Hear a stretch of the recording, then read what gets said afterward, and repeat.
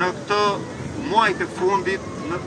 vetëm në zonën e Fierit, janë ngritur fshatar banor për që ankohen për tokat e tyre që po merren, tokat e pullotave, tokat bujqësore, që po merren për t'i vdekur të toka me përdorimin e paneleve fotovoltaik. Shqiptarët nuk janë kundra zhvillimit, por jo kundra abuzimit.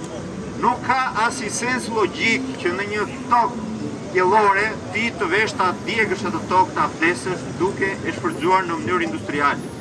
Dhe rasti më i fundit unë vetëm dje jam kontaktuar nga disa banorë të Darzezës, ata me siguri të inkurajuar sepse na dëgjuan që ne po përmendim zonën e tyre dhe po më thoshin që toka bujqësore që i kanë marrë me MTP me ligjin famkeq që ndau tokat shqiptarëve, shteti ynë ja ka vonuar marrjen e certifikatit pronësisë me vetdije, me qëllim. Është e njëjta skemë që është përdorur dhe në Zvërnec, ajo që këtyre që janë pronar me të drejtë proni sepse u ka dhënë ligji, shteti nuk u jep certifikatat e pronësisë. Ndërkohë oligarku vete nga dera e pasme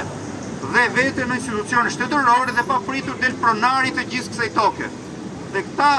fermerët gjenden që në tokat e tyre gjejnë fadromat që po hapin rrugë për të bërë panele të tjera fotovoltaik. Dhe imagjinoni ju jeni mirë e bukur, punoni, keni vite që punoni dhe investoni në tokën tuaj dhe një ditë mlidhet Këshilli Bashkiak Fier, ngre kartonat dhe filan firme të lidhur me Xhafajn, filan firme të lidhur me Ballukun, apo me një pushtetar tjetër, apo në një oligarku tjetër,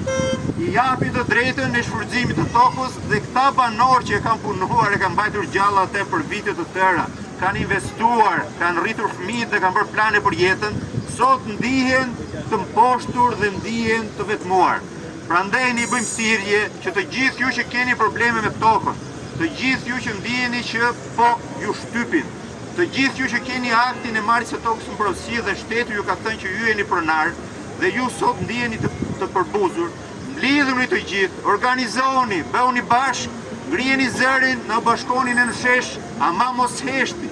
Shqipëria është me ju dhe të gjithë duhet bëjmë bashkë për Shqipërinë e re.